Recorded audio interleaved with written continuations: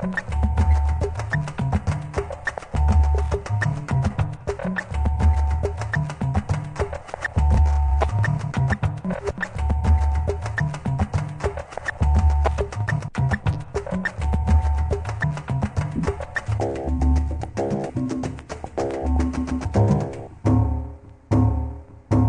suis donc parti de l'idée que dans leur parcours d'insertion, les jeunes peuvent être confrontés à un certain nombre d'obstacles liés aux conditions même dans lesquelles ils vivent, à commencer par le lieu d'habitation.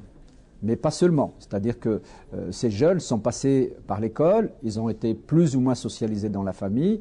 Donc mon idée, si vous voulez, c'est qu'il y a eu des pannes dans les transmissions générationnelles, d'une part, et que d'autre part, l'école que je ne critique pas tous azimuts, parce que ça reste quand même l'école de la République et ça permet pas mal de promotion sociale, est aussi confrontée à des problèmes, du coup, échoue quelquefois par rapport à certains élèves. En tout cas, c'est l'école qui échoue ou les élèves qui échouent. Ça, c'est une sacrée problématique. Et il me semble que c'est fondamental que les jeunes puissent bouger dans leur tête et qu'ils sortent surtout de leur situation de victime, en tout cas de la victimisation dans laquelle certains se complaisent.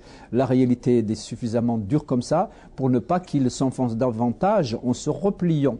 Du coup, il faut leur donner aussi les moyens de dépasser ce repli. Il faut leur donner les moyens, pas en les stigmatisant davantage, pas en les présentant comme des sortes de barbares qui se trouveraient hors frontières dangereux pour l'ordre social, mais simplement en les valorisant comme ils sont, c'est-à-dire en partant de leur état, de la réalité dans laquelle ils ont vécu, en les formant davantage à être mobiles et en les informant, en les aidant, en les accompagnant dans une dynamique de projet.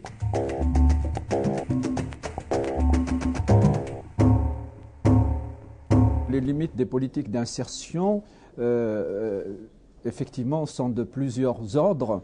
D'abord, on n'a pas suffisamment clarifié les populations qui doivent donc être publiques, c'est-à-dire le public de ces politiques. Le deuxième niveau, c'est la dispersion des institutions ou des associations qui s'occupent de la question de l'insertion. Du coup, ça entraîne une dispersion de l'action.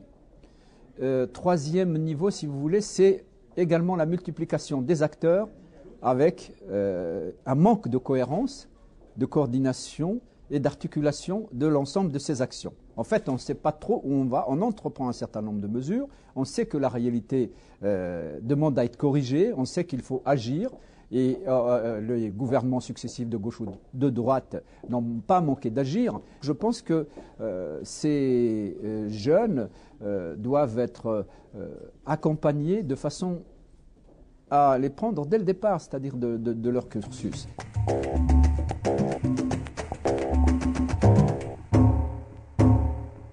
On ne peut pas travailler efficacement avec ce type de public si on n'est pas formé. On n'est pas formé, si on n'est pas formé d'une part à leur histoire sociale et d'autre part à leur histoire familiale et environnementale. Ils ont besoin les acteurs qui accompagnent ces jeunes d'une formation solide pour savoir à quel type de public ils ont affaire. Donc ils ont besoin de connaître le contexte global dans lequel ils ont à la fois été éduqués et ont vécu.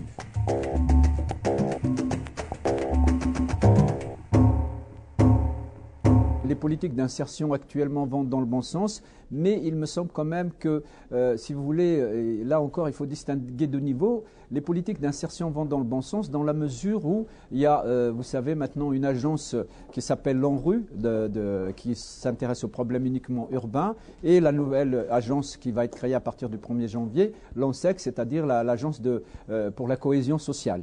Donc vous voyez, on veut intervenir sur les deux niveaux, c'est-à-dire à la fois sur l'urbain et sur le social, en s'attaquant à 3 niveaux de problèmes, c'est-à-dire désenclaver les cités, travailler sur la densité, c'est-à-dire des populations. Vous savez, l'habitat vertical entraîne une densité forte des populations, donc diminuer le nombre de populations de ces lieux, et enfin les ouvrir à l'extérieur en développant la politique des transports et en mettant des services publics de proximité dans ces lieux.